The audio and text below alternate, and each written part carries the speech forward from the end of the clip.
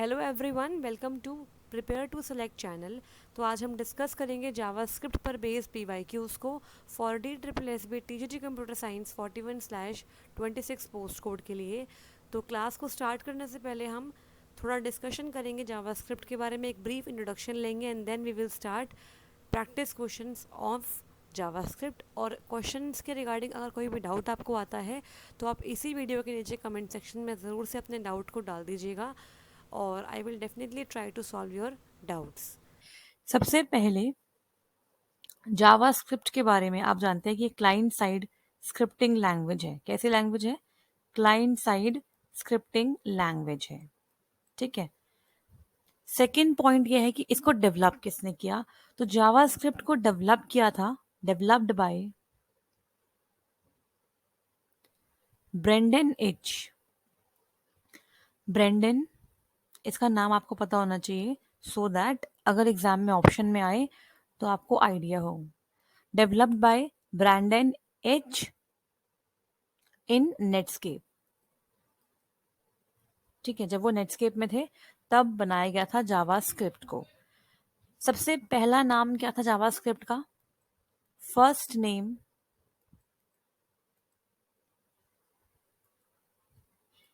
Of JavaScript is mocha, MOCHA, mocha. ठीक है। इसके अलावा अगर आपसे ईयर पूछते हैं कि कौन से ईयर में बनाया गया, तो 1995 इज द ईयर। ठीक है। अब यहाँ पे अगर हम बात करें कि मोचा के बाद क्या नाम था, तो सितंबर 1995 में इसको रीनेम करा गया और इसको नाम दिया गया लाइव स्क्रिप्ट। Live script. ठीक है। उसके बाद दोबारा से दिसंबर 1995 में इसको एक बार और रीनेम करा गया और नाम दिया गया जावास्क्रिप्ट। ठीक है। और इसके लिए एक और पॉइंट आप पढ़िएगा कि ये लाइट वेट होती है। क्या होती है? ये लाइट वेट होती है और इसकी हेल्प से हम डायनेमिक वेब पेजेस क्रिएट कर सकते हैं। यूज टू क्रिएट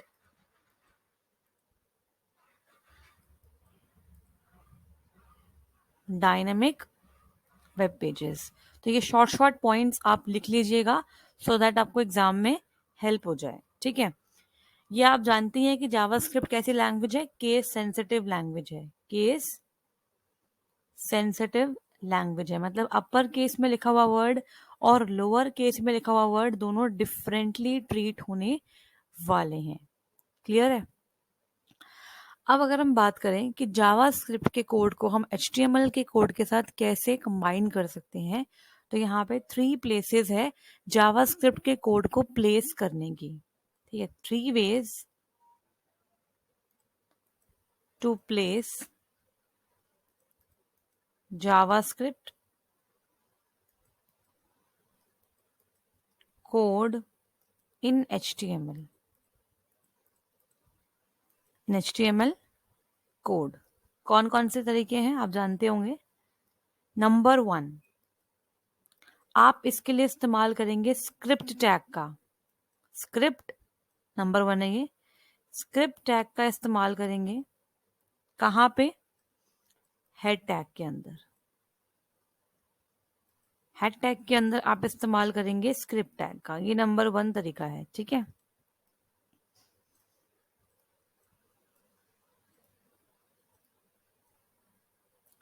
सेकंड वे क्या है कि हम स्क्रिप्ट टैग का इस्तेमाल करेंगे इन बॉडी टैग।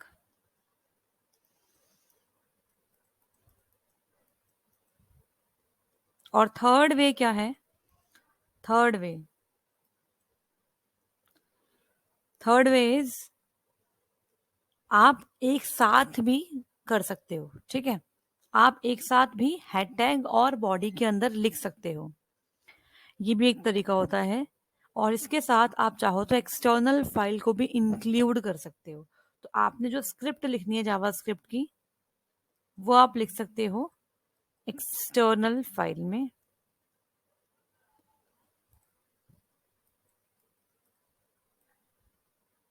ठीक है, एंड इंक्लूड इन, या तो हेड में इंक्लूड कर लो,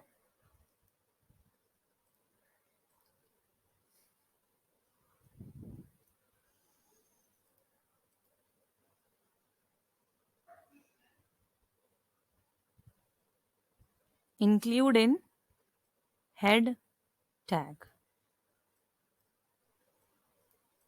ठीक है, इस तरीके से। अब हम बात करते हैं कुछ और इम्पोर्टेंट पॉइंट्स की। वो क्या है, आप ये जानते हैं कि वेरिएबल्स को क्रिएट करने के लिए आपको वैर कीवर्ड का इस्तेमाल करना होता है, ठीक है। सिमिलरली अच्छा, यहाँ पे सिंटेक्स लिख देती हूँ पहले मैं, ताकि आपको समझने में आसानी हो। जो लास्ट वाला है पॉइंट, एक्सटर्नल फाइल वाला, इसका सिंटेक्स में यहाँ लिख देती हूँ। देखो इस तरीके से हम लिखते हैं, इसका सिंटेक्स में लिख देती हूँ। स्क्रिप्ट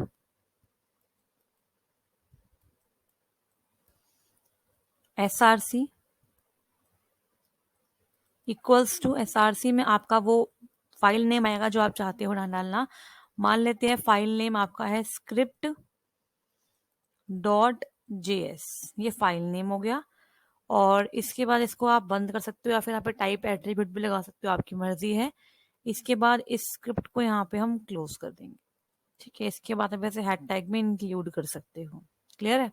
इस तरीके से इंक्लूड करते हैं एक्सटर्नल फाइल को। चलो आगे बढ़ते हैं। तो क्वेश्चन नंबर 1 देखते हैं, inside which HTML element do we put the JavaScript. तो जावास्क्रिप्ट कोड को हम किस HTML एलिमेंट के अंदर रखते हैं, ठीक है। तो यहाँ पे ऑप्शन नंबर 1 है JS, ऑप्शन नंबर 2 है जावास्क्रिप्ट, ऑप्शन नंबर 3 है स्क्रिप्ट, या फिर ऑप्शन नंबर 4 स्क्रिप्टिंग। तो आई होप सो आप सारे इस क्वेश्चन का आंसर जानते होंगे, हमने बहुत बार इसे डिस्कस किया अपनी क्लास में, ठीक है। सो सबसे पहले आप वीडियो को पॉज करें और राइट आंसर खुद से गेस करिए, और उसके बाद मैच करिए अपने आंसर को इस पर्टिकुलर आंसर से, ठीक है। तो इस क्वेश्चन का राइट आंसर है option number C, script. Script tag के अंदर हम जावास्क्रिप्ट के कोड को रखते हैं, ठीक है। सो यहाँ पे नेक्स्ट क्वेश्चन है, what is the correct place to insert a JavaScript. JavaScript code को प्लेस करने की कौन सी करेक्ट प्लेस होती है। Option number 1 is both the head section and the body section are correct. Head section और body section दोनों ही ठीक होती हैं। Option number 2 is the head section, option number 3 is the body section. तो यहाँ पे इस क्वेश्चन का राइट आंसर क्या होगा। इस क्वेश्चन का राइट आंसर है option number A, both the head section and the body section. तो चाहे आप हेड सेक्शन में रखिए या फिर आप बॉडी सेक्शन में रखिए, दोनों ही प्लेस सही होती है जावास्क्रिप्ट कोड के लिए। यहाँ पे बात हो रही है जब आप जावास्क्रिप्ट कोड को HTML कोड के अंदर इम्बेड करते हो तब, ठीक है।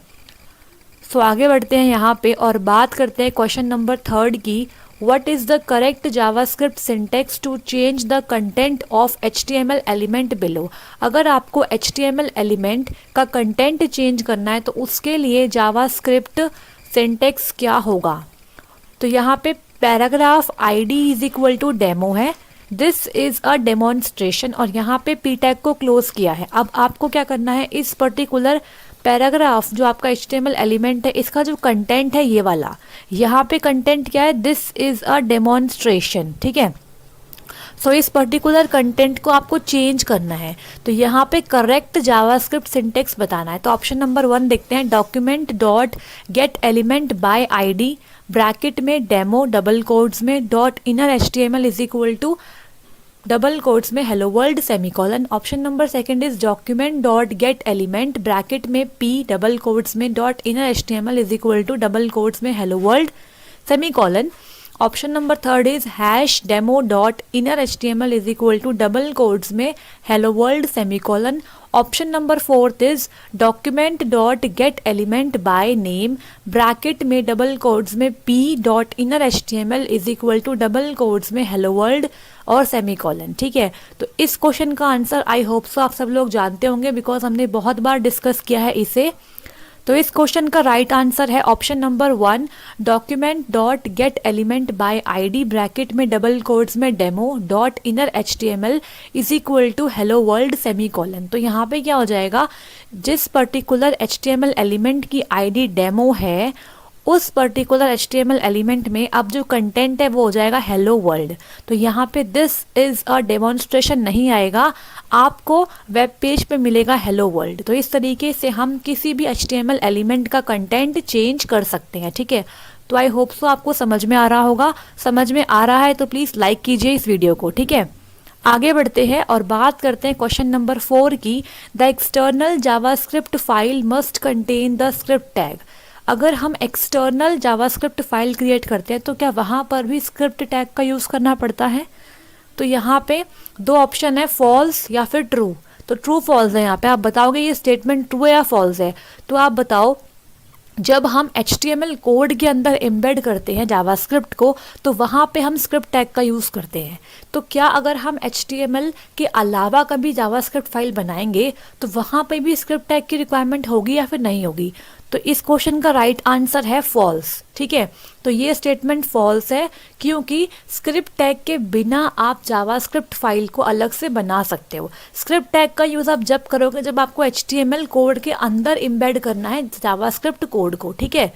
तो एक चीज़ और, अगर आप अलग से जावास्क्रिप्ट फाइल बनाओगे तो उसका नाम सपोज आपने दिया माई फाइल, ठीक है। लेट सपोज आपकी फाइल है माई फाइल। अब इसका एक्सटेंशन क्या होगा, फाइल फॉर्मेट क्या होगा, तो वो होगा .js, ठीक है। तो .js ये रिप्रेजेंट करती है कि ये एक जावास्क्रिप्ट फाइल है। लेकिन अगर आप HTML कोड के अंदर ही स्क्रिप्ट टैग का यूज़ करके जावास्क्रिप्ट कोड को एम्बेड करोगे तो वहाँ पे आप फाइल का जो एक्सटेंशन है वो क्या दोगे, आप दोगे, सपोज फाइल का नाम है माई फाइल, तो .html ही आप उसका एक्सटेंशन दोगे, ठीक है। नेक्स्ट क्वेश्चन देखते हैं।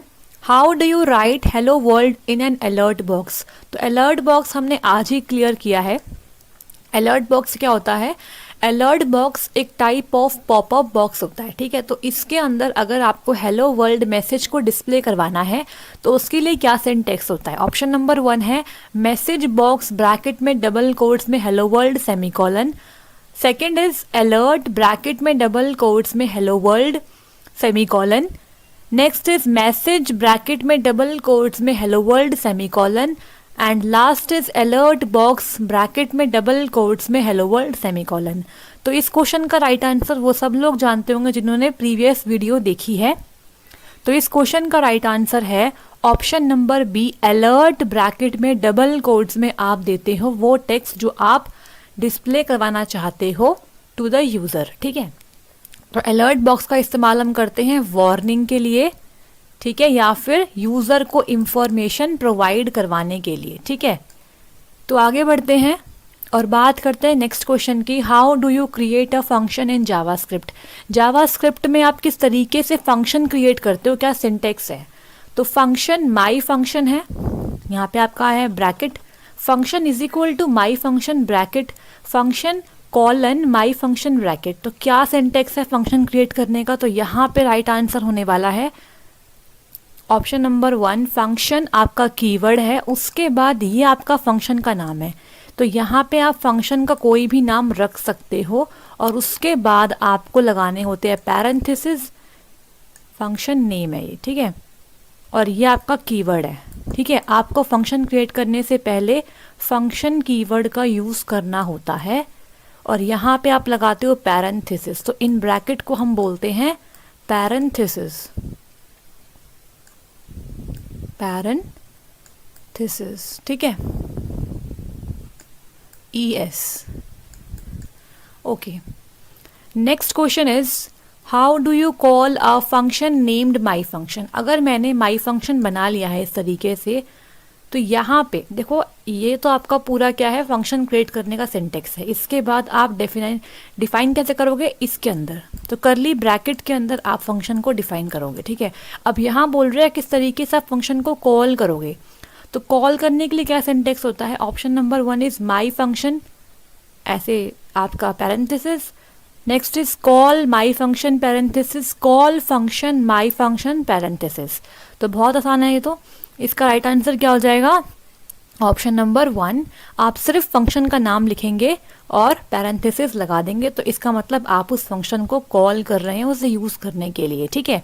तो ऑप्शन नंबर ए आपका राइट आंसर हो जाएगा, ठीक है। नेक्स्ट देखिए, how to write an if statement in JavaScript. If statement मैंने पार्ट 1 लेक्चर में कवर की थी।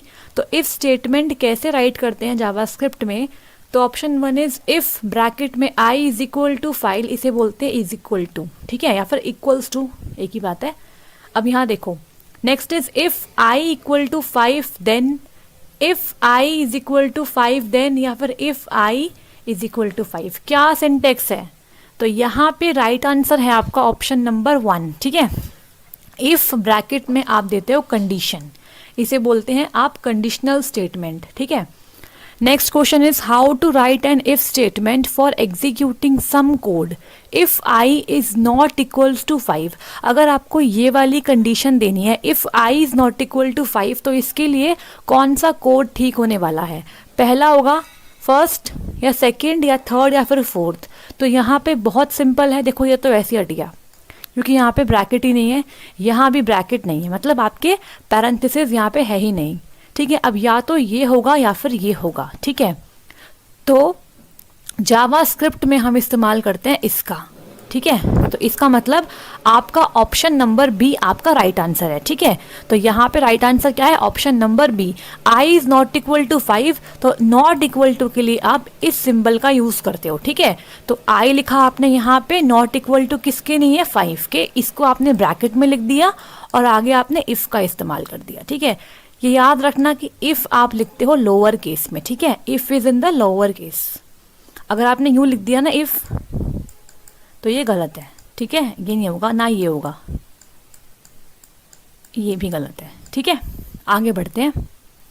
कोई डाउट हो किसी क्वेश्चन में तो कमेंट में जाके पोस्ट करिएगा, वहां पे आपको आंसर मिल जाएगा, ठीक है। Next question is how can you add a comment in JavaScript.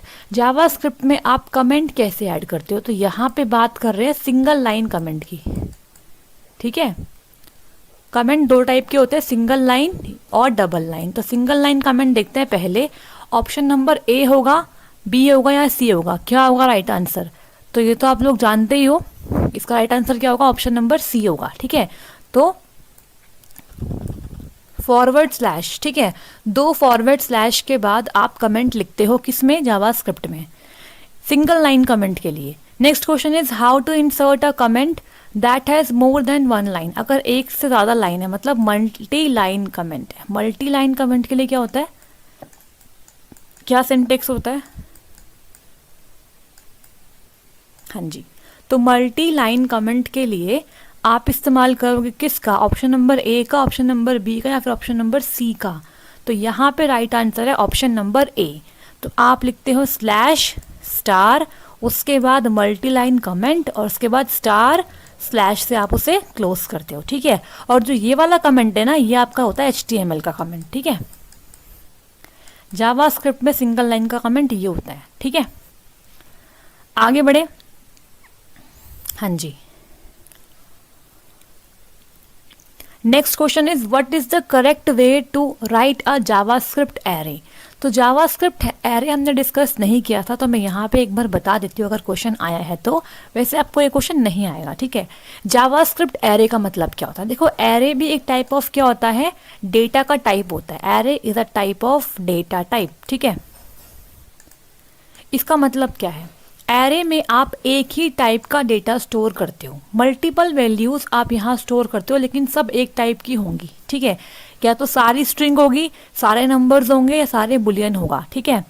तो यहाँ पे इसका राइट आंसर क्या है? तो देखो, इसका राइट आंसर है ऑप्शन नंबर सी। तो यहाँ पे क्या होता है? देखो, var colours is equal to, आपने स्क्वायर ब्रैकेट्स के अंदर वैल्यू लिख दी रेड, डबल कोट्स में कॉमा, डबल कोट्स में ग्रीन, कॉमा, डबल कोट्स में ब्लू। तो यहाँ पे क्या हो रहा है? बेसिकली कलर्स में जब आपने ये वैल्यू डलवाई, तो इसका मतलब क्या है कि ये तीनों स्ट्रिंग वैल्यू है। मतलब आप स्ट्रिंग वैल्यू स्टोर करना चाहते हो किसी पर्टिकुलर डेटा टाइप में, और यहाँ पे 3 अलग अलग वेरिएबल है। वेरिएबल नंबर 1 ये है, 2 ये है और 3 ये है, ठीक है। तो कलर्स नाम का एक वेरिएबल है जिसके अंदर 3 अलग अलग क्या हो गए हैं, इंडेक्सेस हो गए हैं, ठीक है। और यहाँ पे रेड स्टोर है, यहाँ पे ग्रीन स्टोर है और यहाँ पे ब्लू स्टोर है। तो ये होता है आपका एरे। मतलब array is a kind of type जिसमें आपकी एक ही टाइप की वैल्यूज को आप स्टोर कर सकते हो, ठीक है। तो it can store more than one value of the same type, ठीक है। तो इसका सिंटेक्स आप याद कर लो अगर आपको करना है, वैसे इतना इंपॉर्टेंट नहीं है क्योंकि सिलेबस में आपका ही नहीं आएगा, ठीक है। ये क्वेश्चन था इसलिए मैंने डिस्कस कर लिया। अब यहाँ नेक्स्ट क्वेश्चन है, JavaScript is the same as Java. क्या जावा स्क्रिप्ट और जावा सेम है? ट्रू और फॉल्स बताओ जल्दी यहाँ पे।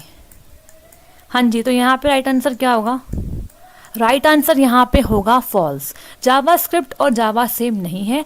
जावा आपकी एक प्रोग्रामिंग लैंग्वेज है, ठीक है, और ये कम्प्लीटली क्या है, ऑब्जेक्ट ओरिएंटेड लैंग्वेज है जावा। और जावा स्क्रिप्ट आपकी क्या होती है, क्लाइंट साइड स्क्रिप्टिंग की लैंग्वेज होती है ये, ठीक है। तो ये दोनों अलग अलग होते हैं, ठीक है। तो ये आपका ऑब्जेक्ट बेस्ड लैंग्वेज है और ये आपका ऑब्जेक्ट ओरिएंटेड लैंग्वेज है, दोनों अलग अलग होते हैं। नेक्स्ट क्वेश्चन देखते हैं which event occurs when the user click on an HTML element. तो ये क्वेश्चन हमने आज ही किया है, ठीक है। ये क्या बोल रहा है कि HTML एलिमेंट पे क्लिक करने पर कौन सा इवेंट अकर हो जाता है। तो यहाँ पे ऑप्शन नंबर 1 है on click, option number 2 on mouse click, option number 3 on change, या option number 4 on mouse over. तो यहाँ पे राइट आंसर क्या है, बहुत ही सिंपल आंसर है इसका, हमने पढ़ा भी है आज। तो इसका right answer option number A, on click. तो ऑन क्लिक इवेंट अकर होता है जब भी आप किसी HTML एलिमेंट पे क्लिक करते हो, ठीक है। Next question is how do you declare a JavaScript variable. JavaScript variable को कैसे डिक्लेयर करते हैं ये भी हम डिस्कस कर चुके हैं। तो वी कार नेम, सपोज आपका वेरिएबल है कार नेम, तो क्या इसका सिंटेक्स ये होता है var car name semicolon, variable car name semicolon, या फिर वेर कार नेम सेमीकोलन। तो बहुत आसान है, इसका राइट आंसर क्या, option number C is the right answer, ठीक है। वेर कीवर्ड है, उसके बाद वेरिएबल का नाम और सेमीकोलन लगा देते हैं, ठीक है।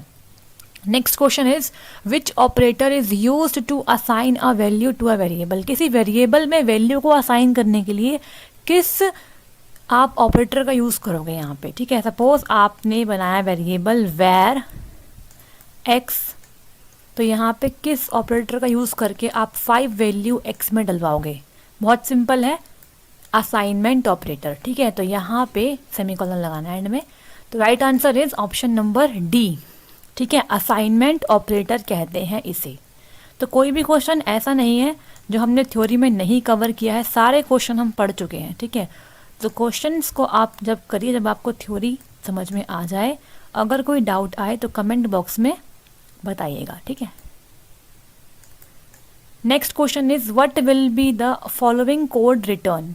तो यहाँ पे ऐसे क्वेश्चन मिल जाते हैं आपको कि फॉलोइंग कोड का आंसर क्या आएगा। तो बुलियन ब्रैकेट में 10 इज ग्रेटर देन 9। तो क्या ये सही है या गलत है ये बताओ। इसमें 3 ऑप्शन है, NaN मतलब नल, कोई वैल्यू नहीं आएगी, फॉल्स आएगा या फिर ट्रू आएगा। तो यहाँ पे देखो 10 क्या 9 से बड़ा होता है, बिल्कुल होता है। और बुलियन में क्या होता है, 2 वैल्यू रिटर्न होती है, या तो ट्रू होती है या फिर फॉल्स होती है। मतलब ऑप्शन नंबर 1 तो हो ही नहीं सकता, ठीक है, ये तो होगा ही नहीं। मतलब यहाँ से या फिर यहाँ से आंसर आने वाला है आपका। आपको पता है कि 10 बड़ा होता है 9 से, इट मीन्स ये आपका ट्रू हो गया, ठीक है। तो true is the right answer.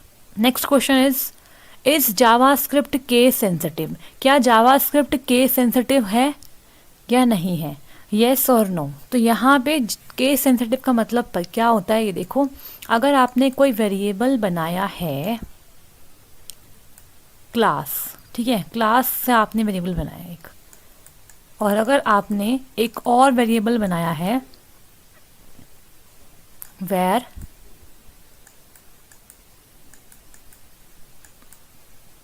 Class,